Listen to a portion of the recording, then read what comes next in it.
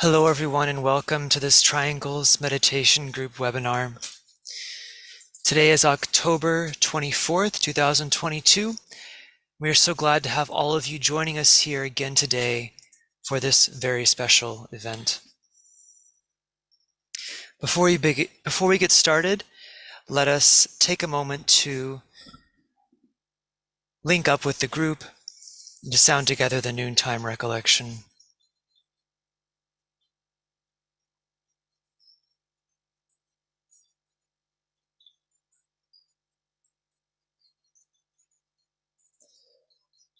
We know, O Lord of life and love, about the need.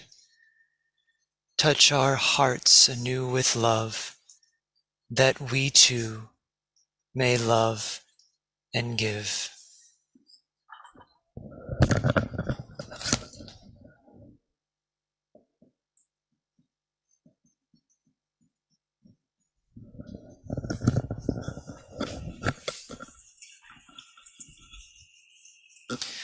Once again, welcome everybody to the Triangles Meditation Group webinar. The purpose of this webinar is twofold. We meet here first of all to introduce new members to the work of triangles and to aid them in the forming of triangles. I'm sure many people here have in fact formed their first triangle on this webinar. And we invite all of you who are joining us here today, if it is your first time attending, or if you're new to the work of triangles, welcome. You can let us know by typing in the chat box, and if you're interested in learning more, would like to request some more information, we can send that to you. And if you are interested in forming your first triangle, also let us know in the chat box, and we can see if two other people are interested in forming one. We meet here also today for all of those who are also members of triangles to come together each week and to participate in a meditative visualization in the support of its work. Triangles is a simple visualization technique which uses the power of thought and prayer to uplift and transform consciousness. This work of triangles is simply the establishing of a line of light of loving and lighted communication between three people who agree to vivify that triangular link every day. These three people link together as a triangle of light, mentally, spiritually, and in a spirit of goodwill to all humanity. This triangle is then visualized within a planetary network of triangles. And as that network is visualized, the great invocation, a world prayer, is sounded to release and circulate spiritual energies throughout the planetary etheric network and into the consciousness of humanity. This work of triangles need only take a few minutes each day, and it can therefore be fit into even the busiest of schedules. Members do not have to link up at the same time, and they do not have to be in the same location. Today we will be having our webinar on the theme Humanity and the New Culture. We have our very own Barbara Valacour here as a guest speaker today to present on the topic. Barbara is a lifelong musician. She's also a longtime student of the Arcane School and a former professional opera singer.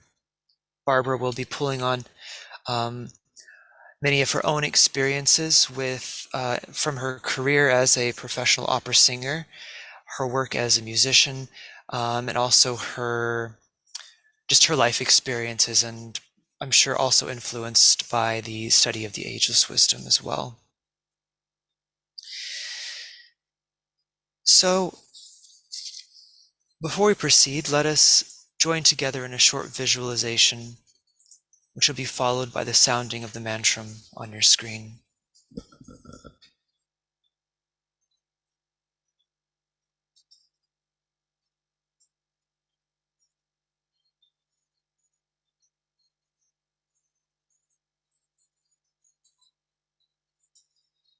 Visualize the planet as a sphere of lighted energy.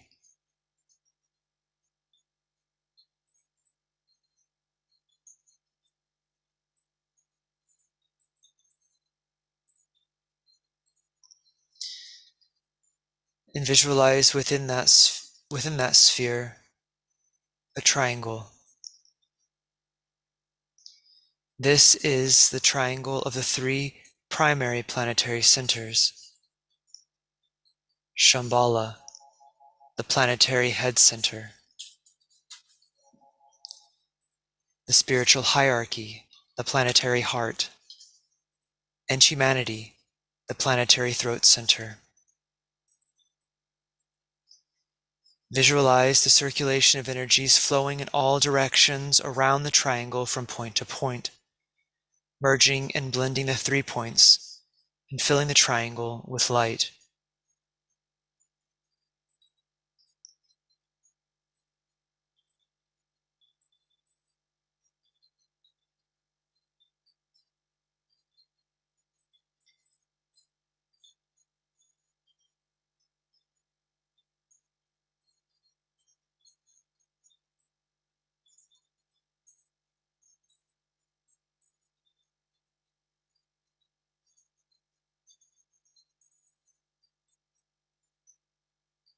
Now, superimposed upon that triangle, visualize a 5-pointed star.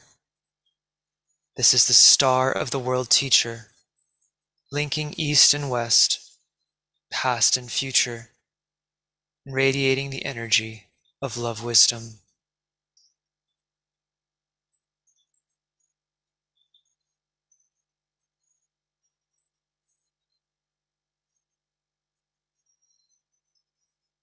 At each point of the star, the sphere of his activity, stands an outpost of his consciousness, the 5 planetary centers.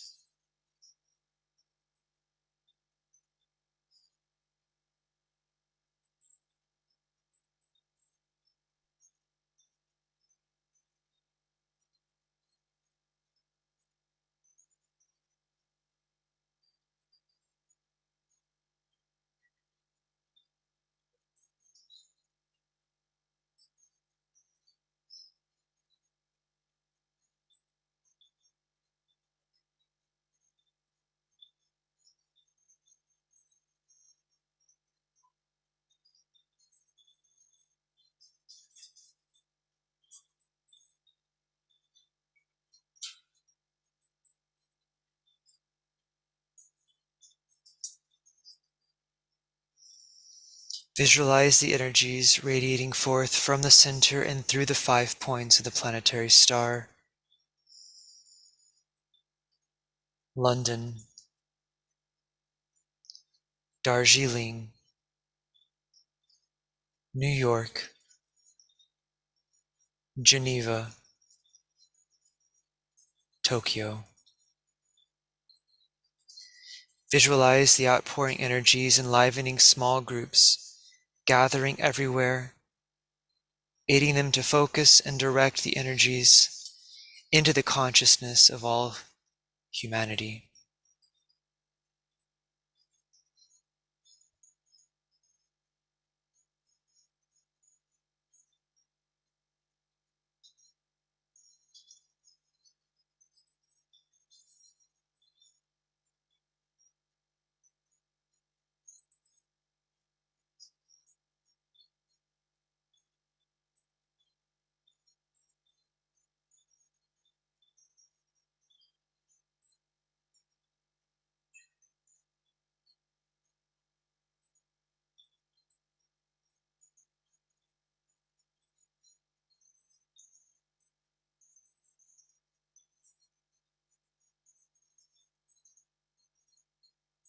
Sound together the mantra.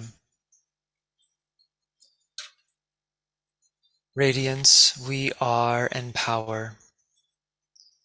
We stand together with our hands stretched out, linking the heavens and the earth, the inner world of meaning and the subtle world of glamour. We reach into the light and bring it down to meet the need. We reach into the silent place and bring from thence the gift of understanding. Thus with the light we work and turn the darkness into day.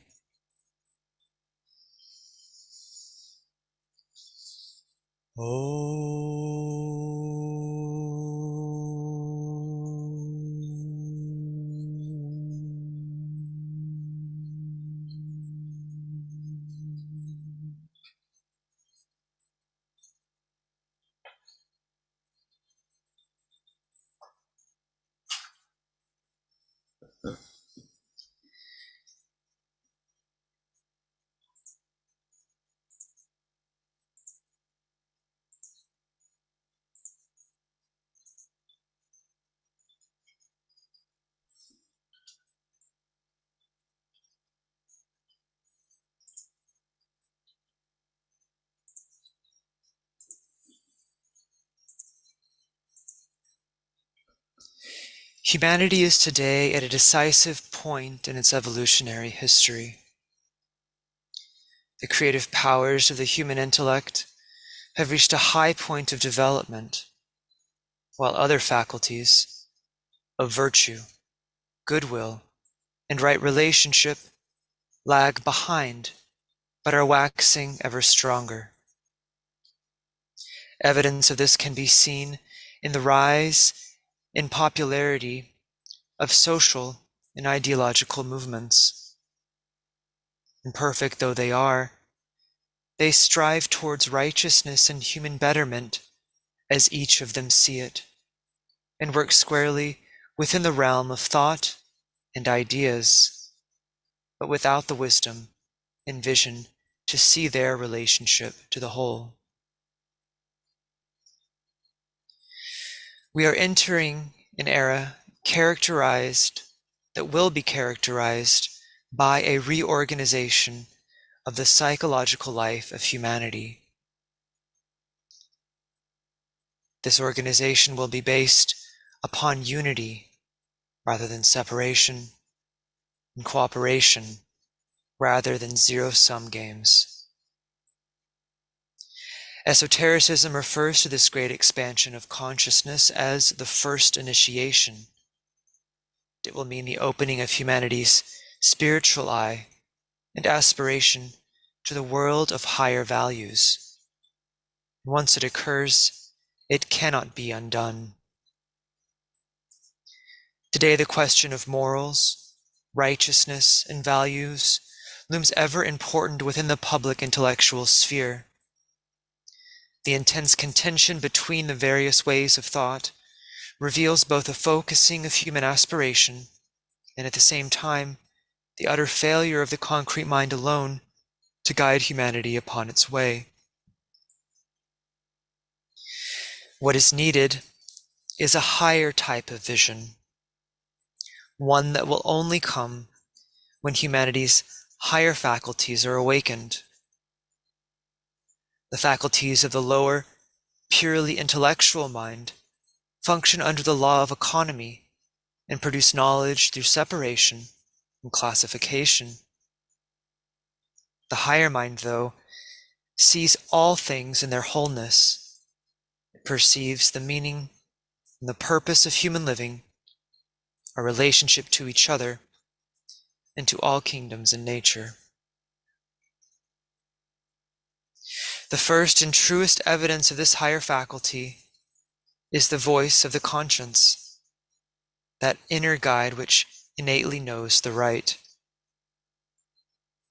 This voice speaks loudest in the silence, and when the illusions, delusions, and glamours, the vices and imperfections of the human condition are quieted.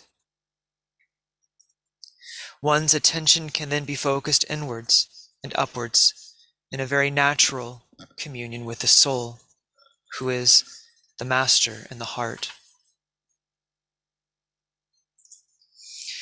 The soul knows itself to be one with all souls and is group conscious. Through the soul, one comes to know the kingdom of souls, that great band of brothers who have risen above the purely human consciousness and have learned, to some degree, to enter into the mind and heart of God and to bring that quality forth in the beauty, purity, and creative power of their lives. These men and women bridge the human and the superhuman worlds. They are highly sensitive, and both mind and heart are allied towards the goal. They are able to see in both worlds at once, and thereby bridge between them. Becoming this bridge, this lighted path, in time leads to the manifestation of artistic and intellectual genius, and of true wisdom. By this lighted bridge, the meaning and purpose of human living are revealed, and a new paradigm can be born, one of beauty, heart, and intellect that respects where we are and leads us towards the higher principles enshrined in every major spiritual and religious movement. Humanity is destined to become the planetary light bearer, and what is needed to guide humanity upon this path are steadily shining points of light that can demonstrate the fact of relationship and a clear perception of all issues, thereby illuminating the way. Through these many points of light scattered around the world, a new culture can and will be brought about. This culture will be a true approximation of heart and mind, be based upon a right relationship between all parts for the good of the whole. It will evidence a wisdom which comes from keen discernment, a right proportion of values, and the ability to submerge one's own pet ideology into the vast field of ideas, thereby better approximating truth.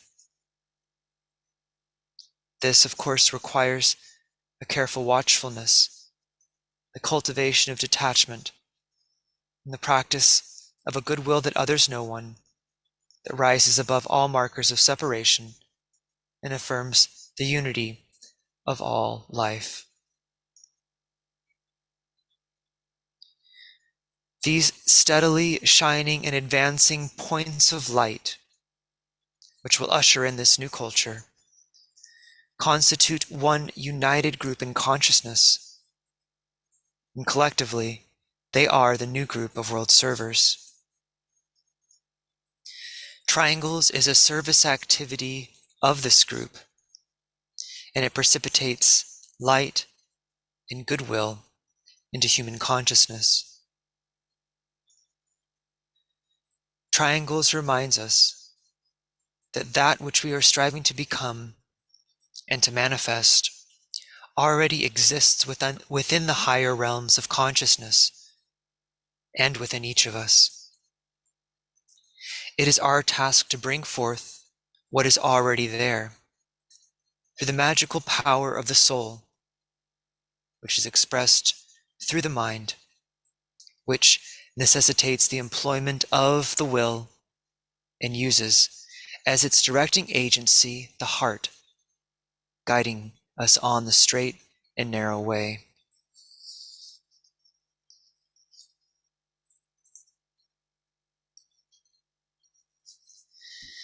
And now, our meditation.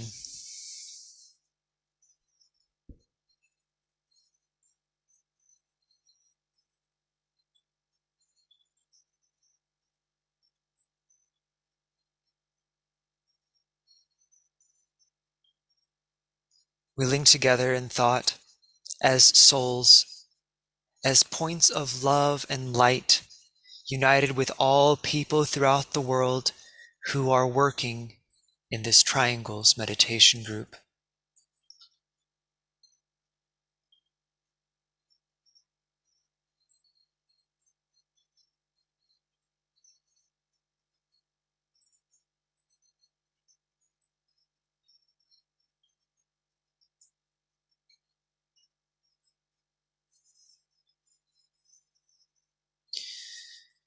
We establish a rapier-like identification with Shambhala, where the will of God is known, and sound the mantram.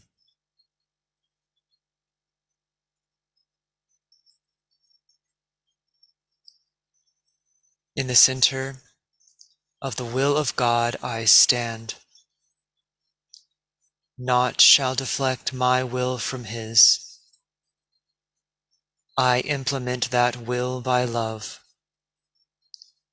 I turn towards the field of service. I, the triangle divine, work out that will within the square and serve my fellow men.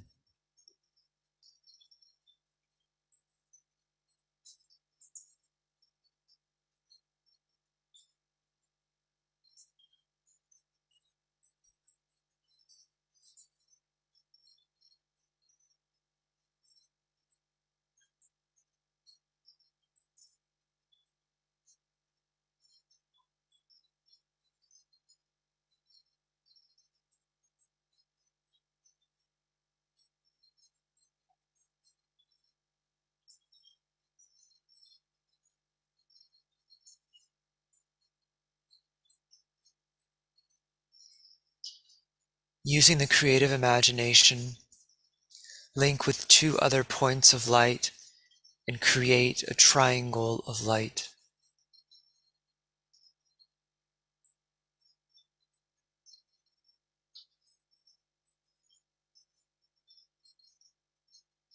Visualize the triangle in which you are working as an essential part of the radiant worldwide triangles network.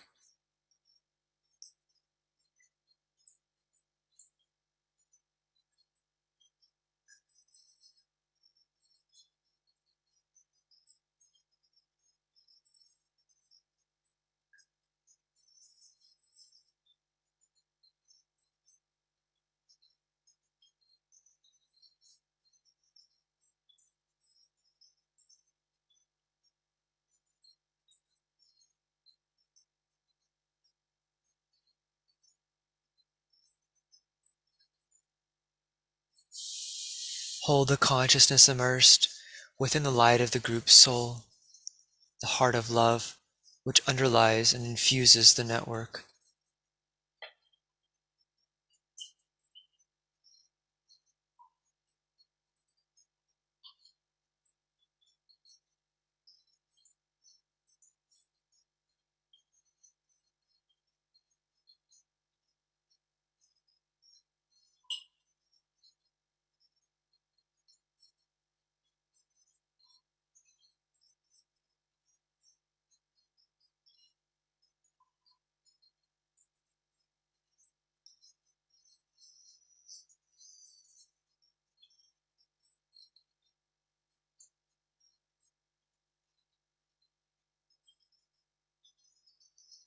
Now lift your consciousness to the world teacher who stands as the heart of love at the center of the spiritual hierarchy and also at the heart of each triangle.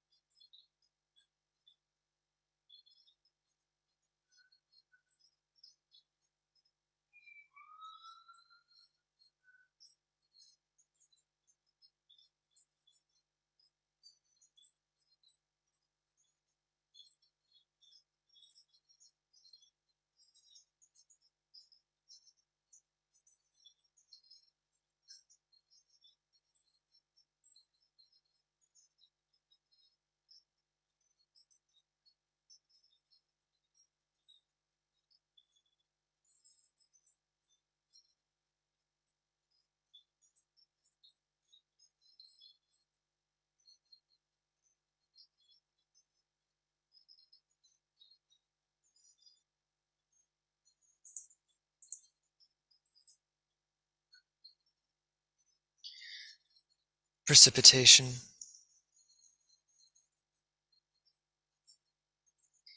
Visualize the whole planet alight with triangles.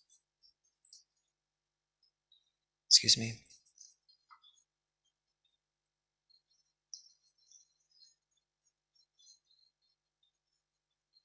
So we hold the group mind open and receptive to this inpouring energy of the heart of love.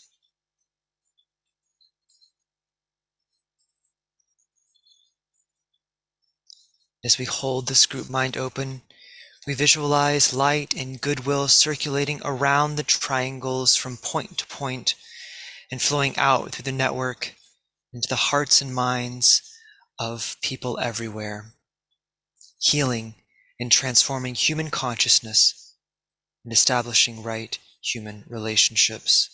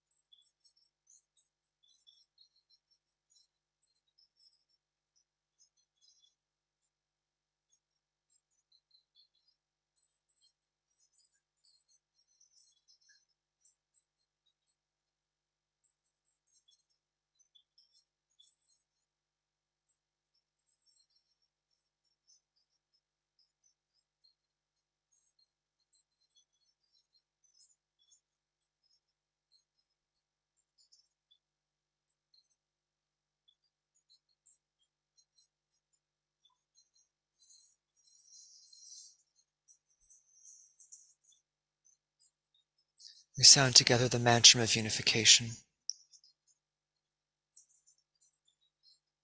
The sons of men are one, and I am one with them. I seek to love, not hate. I seek to serve and not exact due service.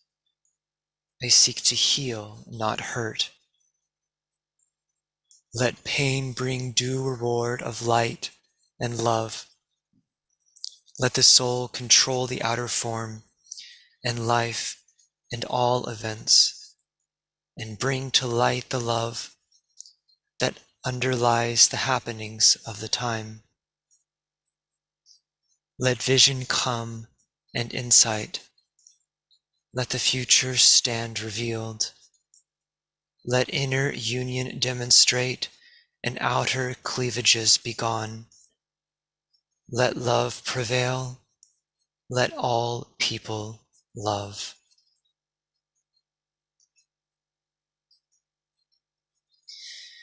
Visualize the whole planet alight with triangles. See new triangles being formed everywhere.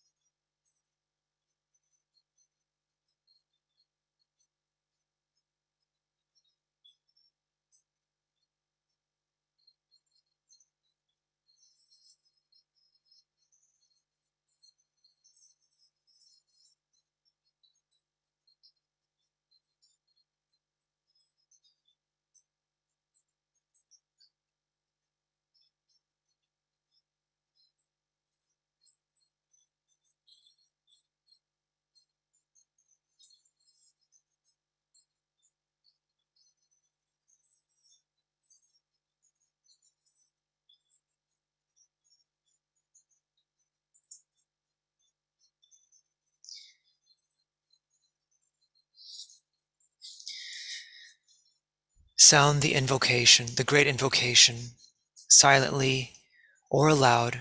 And as you repeat each stanza, visualize the triangles network acting as a link between the world of spiritual realities and humanity, as a channel through which light, love, and divine purpose flow into human consciousness.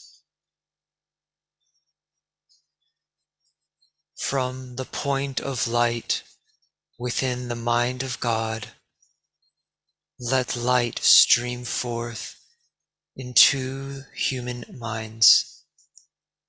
Let light descend on earth. From the point of love within the heart of God, let love stream forth into human hearts. May the coming one return to earth. From the center, where the will of God is known, let purpose guide all little human wills, the purpose which the masters know and serve. From the center which we call the human race, let the plan of love and light work out, and may it seal the door where evil dwells. Let light and love and power restore the plan on earth.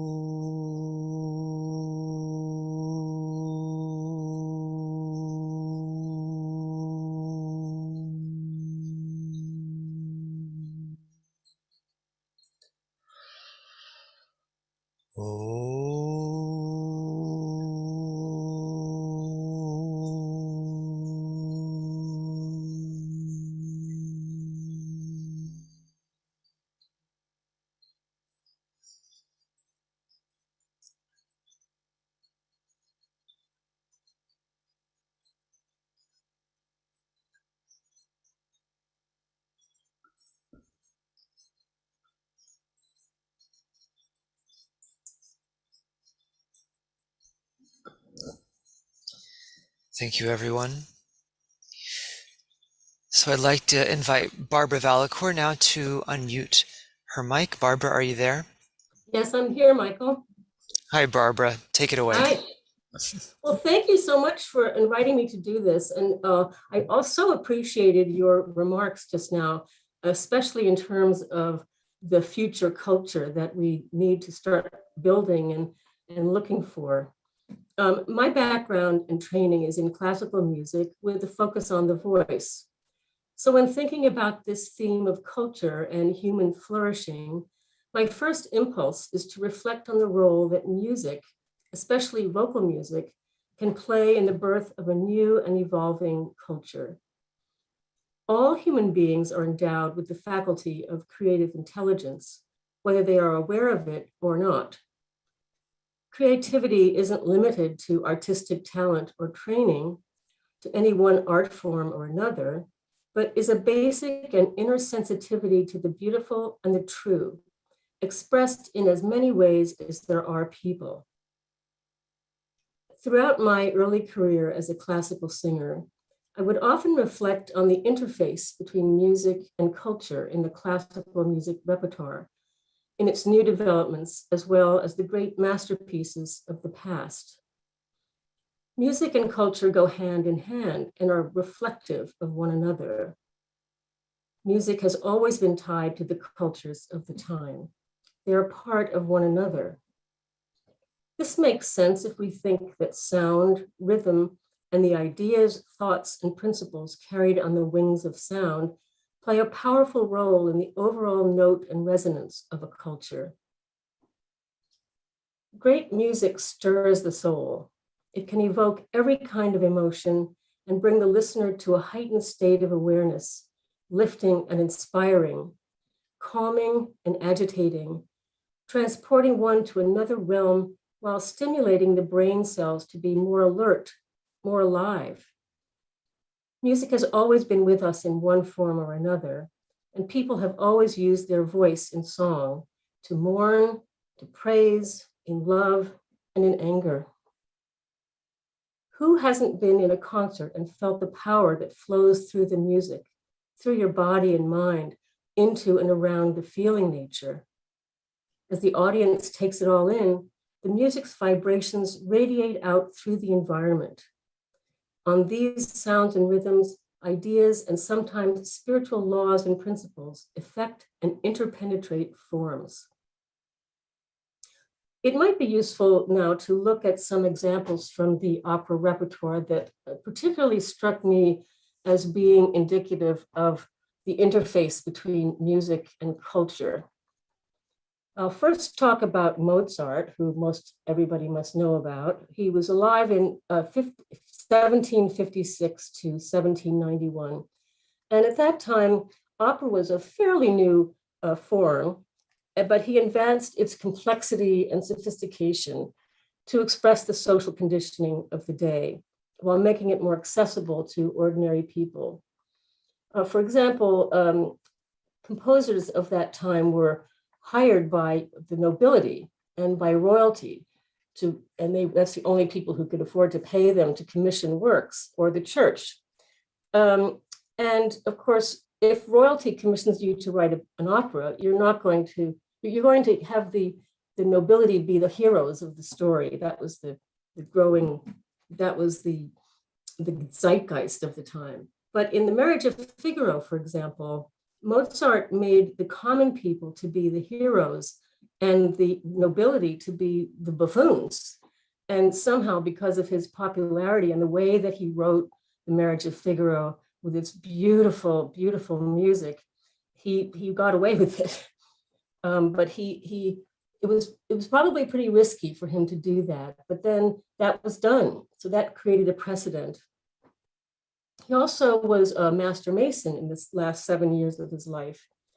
And he wrote, as many of us know, The Magic Flute, which is really an initiation ritual in the form of a singspiel, which is a type of singing with dialogue.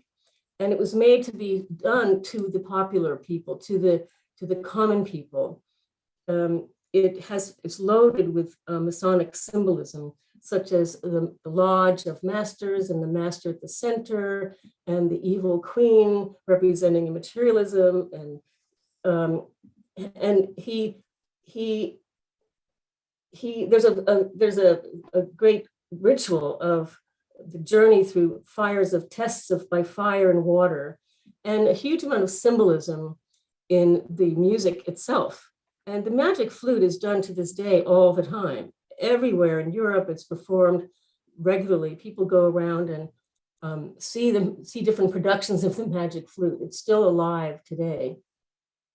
So I'm going to move to the 19th century now with the opera composer Giuseppe Verdi. And now Giuseppe Verdi wrote many operas which were commentaries on the political situation of the day, which at that time was the unification of the Italian states into a single country. They had been dominated by France, by the Austro-Hungarian Empire, and there was a growing sentiment in the country in the 50s, 1850s and 40s really, to unite the country. But it was dangerous to speak out about that because of the ruling powers of the time. So Verdi was very sympathetic to it's called the Risorgimento movement, the resurgence movement, to unify. And his operas were very clearly in sympathy with this movement. His music would arouse people so deeply. If you've ever heard a Verdi opera, there's these scenes that are just so tense and full of thick harmonic character, 8 parts, the chorus and the soloists. So people would be really, really stimulated at the end, and they would go out on the street and march and say, "Viva Verdi, Viva Verdi." Well, that's wonderful. And it sounds like, oh, wonderful, we love Verdi, we love this opera, etc. But Verdi, the person they were trying to install as king of Italy was Vittorio Emanuele. So if you think about the letters of Verdi's name, V-E-R-D-I, it's actually an acronym for the chant, Vittorio Emanuele, Re d'Italia. And so they could march through the streets with a very revolutionary attitude and chant and demand without it really being overtly known, because it would have been very dangerous for people to do that. So his operas were very influential of the people of the time, and they're still performed very much to this day. Moving forward again into the period of World War II, which is a little bit more of a painful period, the music, the power of music to sustain and nourish the soul was truly, truly there with the experience of the Jews in the Holocaust who were imprisoned at the Terezin concentration camp in Czechoslovakia. There were many artists, philosophers, writers, and composers who were sent there. And it was actually held up to the Allied powers as an arts camp rather than what it really was. So the musicians were allowed to compose, they were allowed to practice their music. And it's said to this day that they felt very, very clearly, and they wrote this, that music was life, and it literally saved their life.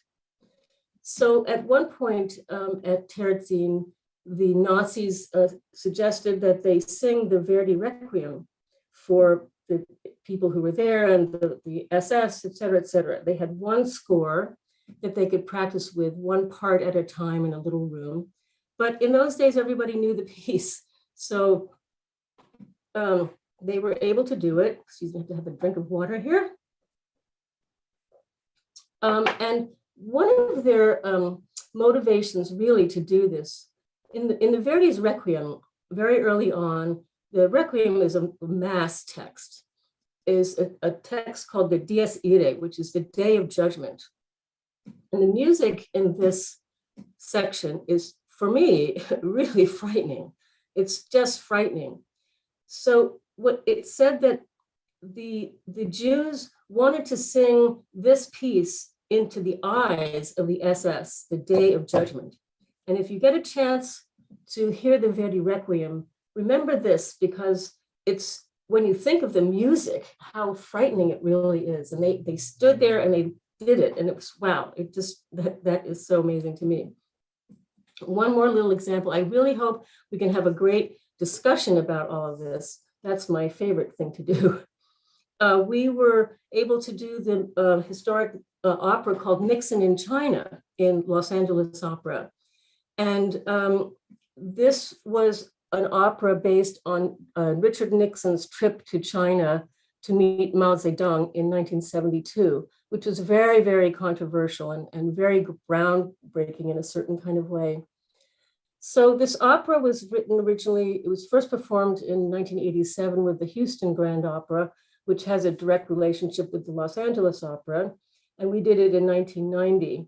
And what happened was that the Los Angeles Unified School District created a history program on Nixon's visit to China. And the opera takes a lot of its visual scenes from photographs that came back from the trip, especially Nixon coming out of the airplane and putting both arms up in the air and the peace signs, very famous photograph. So the culmination of this history course for the Los Angeles high schools was a trip to the opera, to see the opera at the end of their course. And we had to do the opera at 11 o'clock in the morning, and we're all thinking, oh, they're going to be restless, it's going to be noisy, it's going to be, they won't like it, blah, blah, blah. Well, that was the big surprise, because these kids were riveted. They didn't move a muscle as they took all this opera in. And the music of John Adams is very sort of minimalistic, kind of like Philip Glass a little bit, but it's a little bit difficult for some people to listen to, but it's very compelling.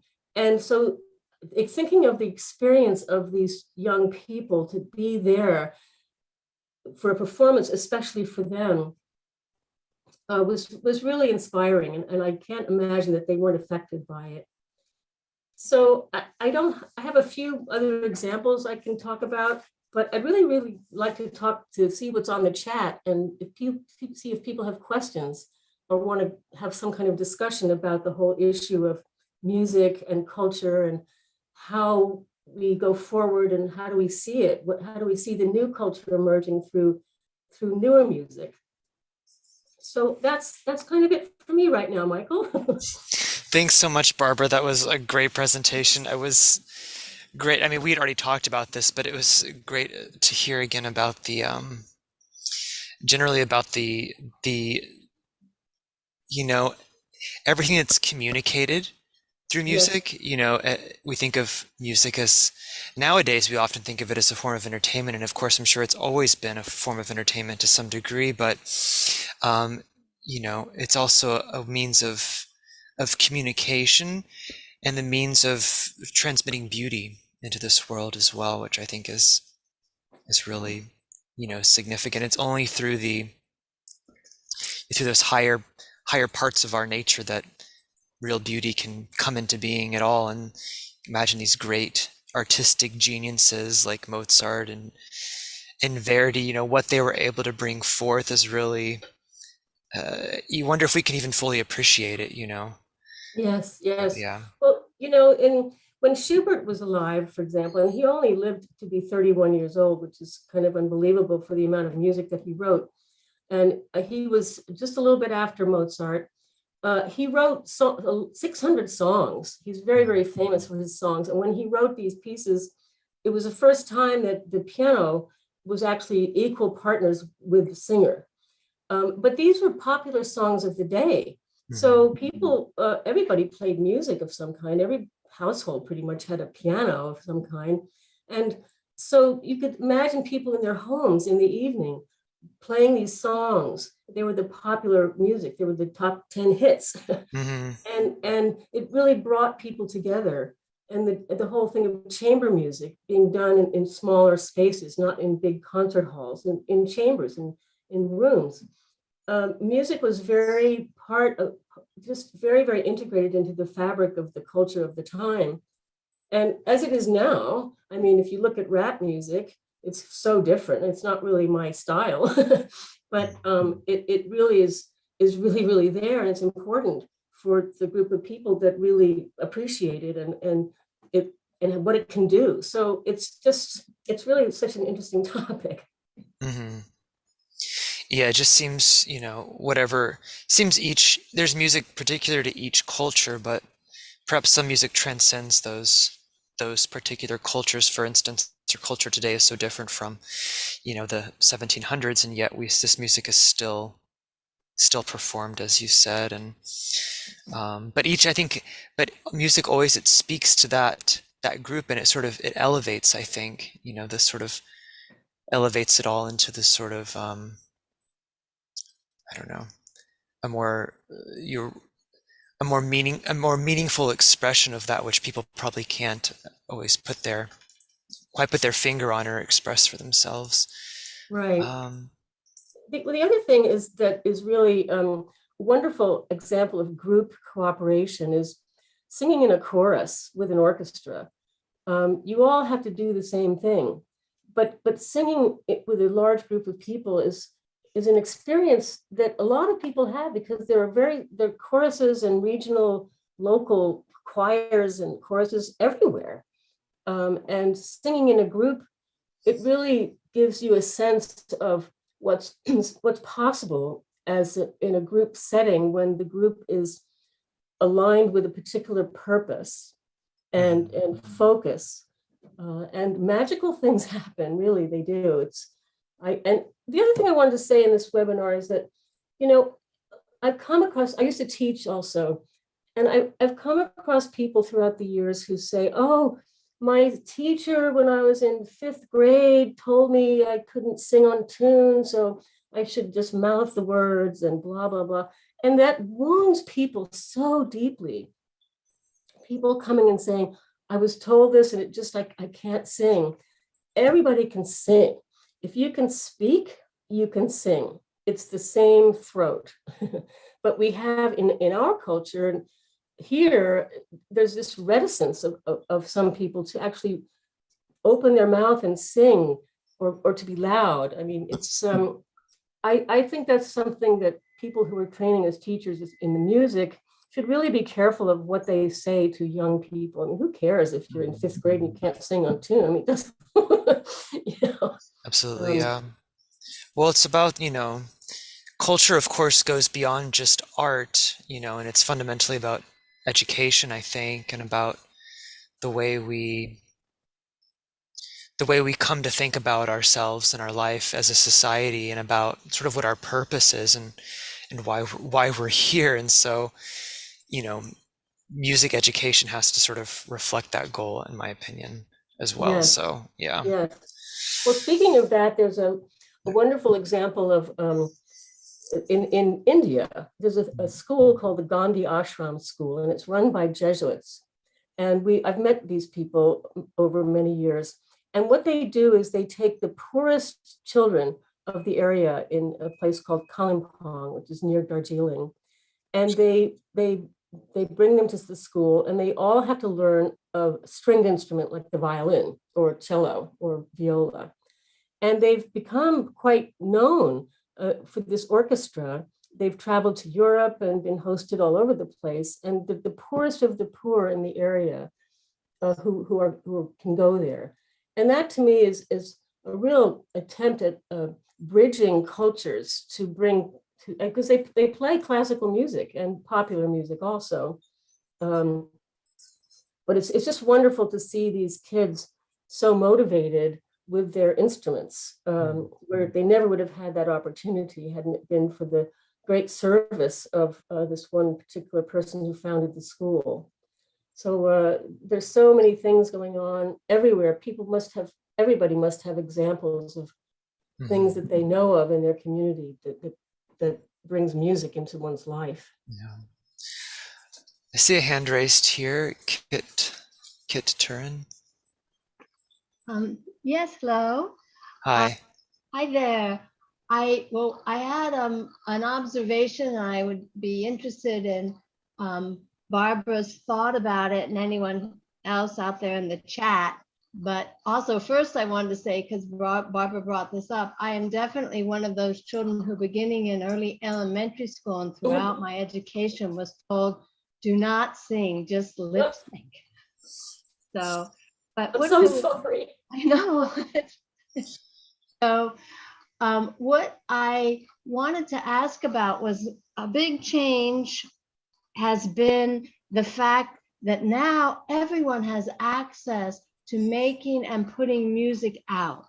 And it doesn't have to go through so many gatekeepers, or what more recently gatekeepers would be, the labels or music companies or DJs on radio stations. But now people can just put music out there, and the styles and forms can really change. And I agree that rap music it's almost it's just a real expression of life in many ways. So I was wondering what you thought about that change, Barbara dear, as far as just that now it's so open.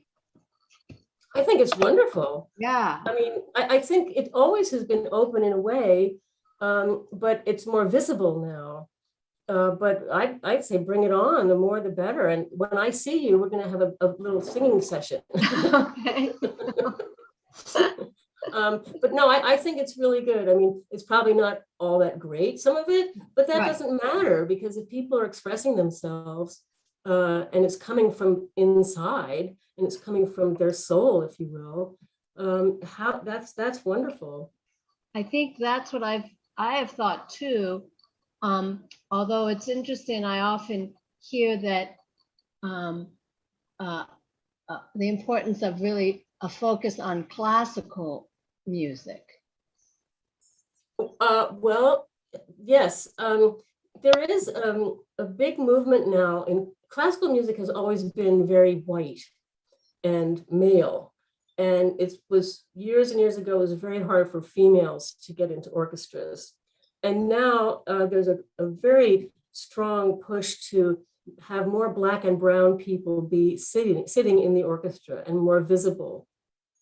And it's been this barrier that's there of the inherent racism of the culture, and it's starting to break down, which I think is fantastic.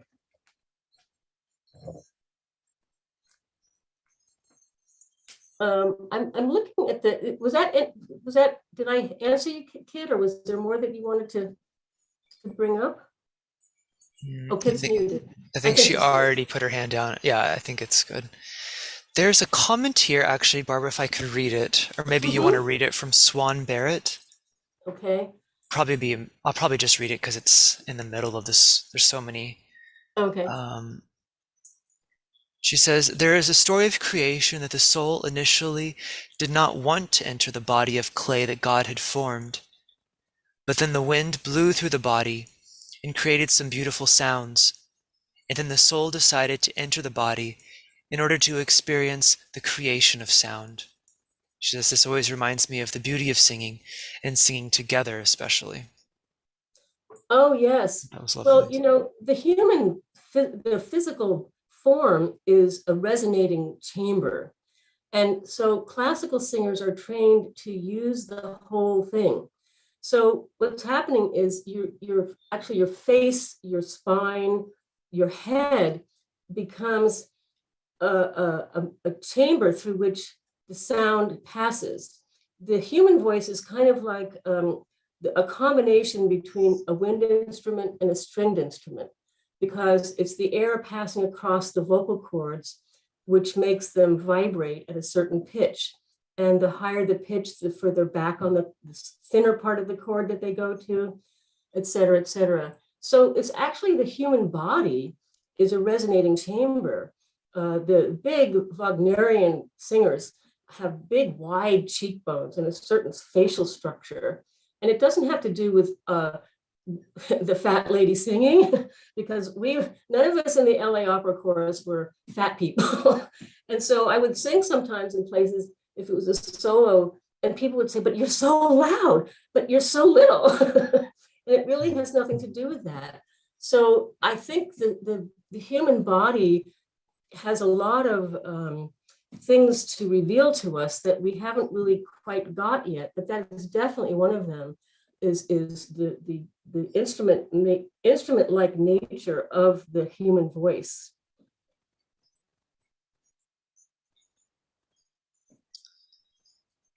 There's another message in the chat by Mary Louise Barros Niska, who she recommends a book by Cyril Scott called Music, Its Secret Influence Throughout the Ages.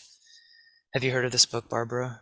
I think I have. I don't know that I've read it though. Okay. It talks about how music influences and helps to ground esoteric principles.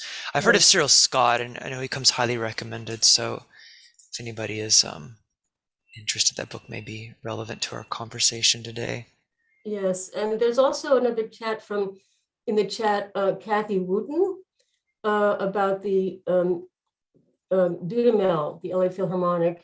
He was there after I left. Infiltration and influence of music to children and youngsters growing up and onward into life. That's so, so important, because I believe once young people understand what they can do through playing an instrument, it never really leaves you. And it's when you are teaching children, it's kind of a triangular relationship between the teacher, the student, and the parents, because the kids are always going to be like, I don't want to practice. But if they do practice and they see how they're getting better and things are maturing, they're more motivated to keep going and to practice. And Mark Weinstein talks about the flash mob dance movement, but I've seen videos of flash mobs doing music or singing the Hallelujah chorus, and I would love to do that. I think that would be so much fun to just show up and sing in a place where people don't expect it, or at a time when they don't expect it, because they stop and listen and they're just transfixed. Mm-hmm. Oh, here's six versions of Dies Irae from, oh, okay, well then everybody can see that I'm not going to do it.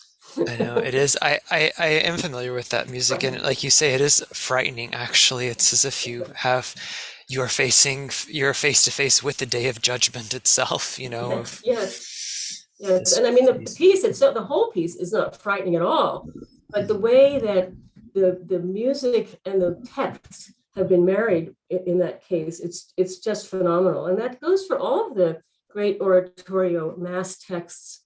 Another wonderful piece is the Brahms Requiem, which is not a Latin Requiem text per se. They call it the German Requiem. but the music and the text is just sublime.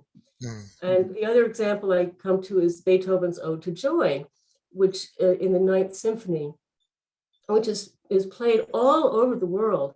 And thinking of, this is a call to brotherhood. The whole Ode to Joy is a call for brotherhood, for universal brotherhood.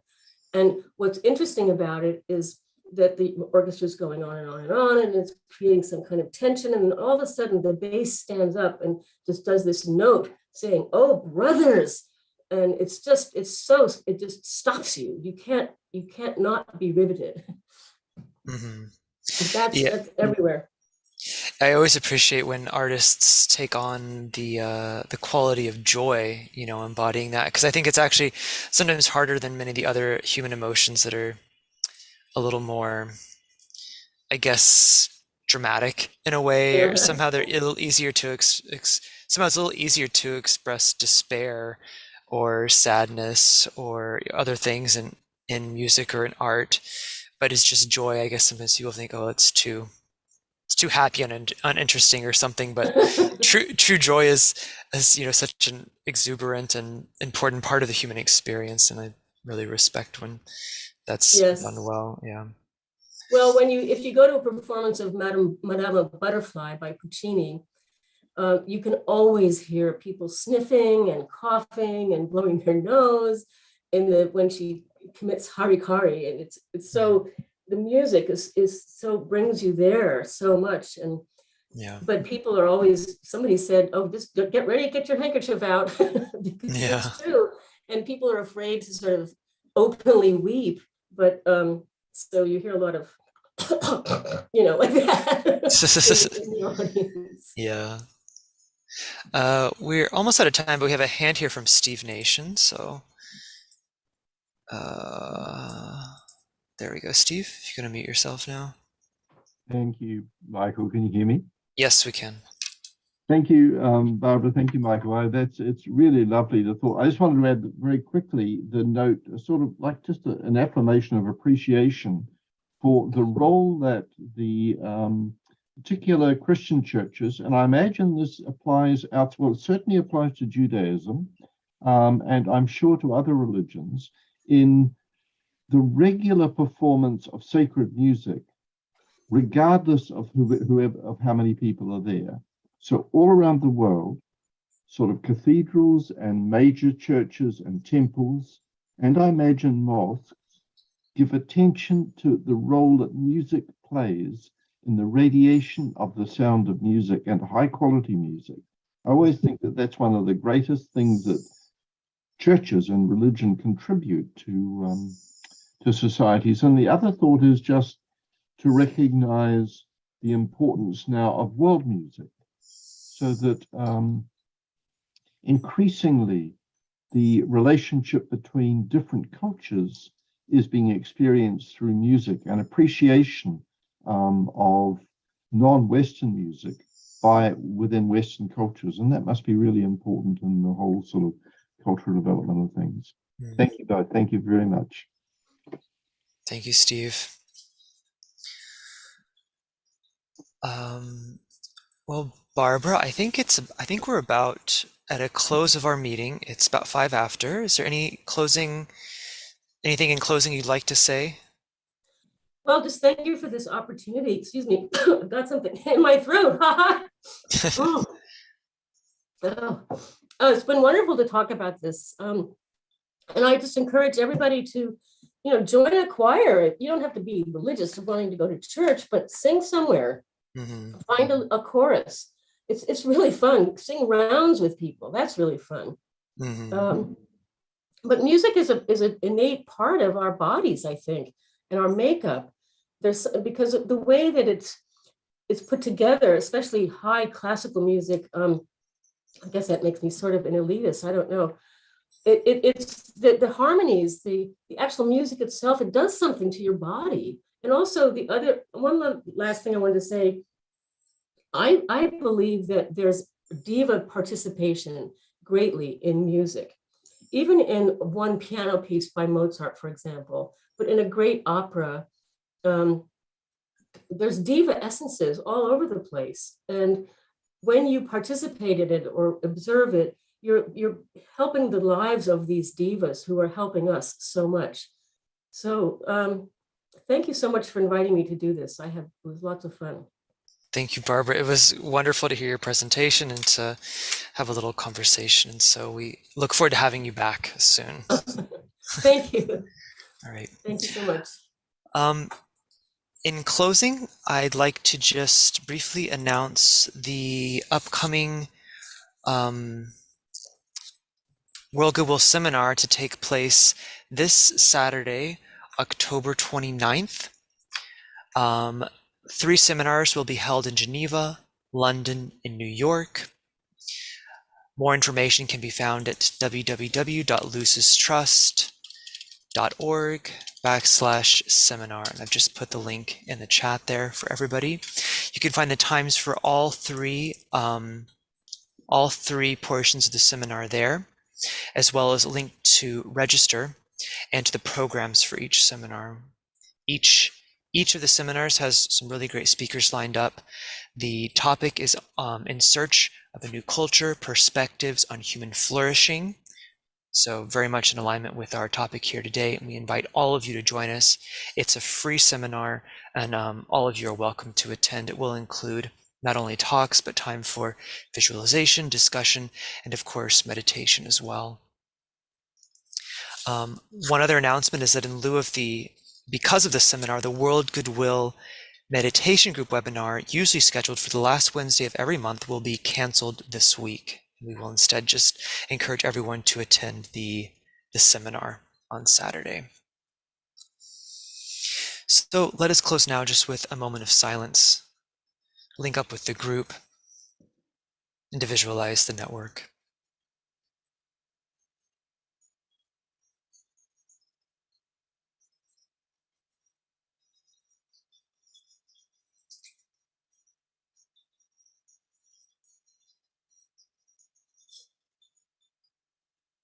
Thank you.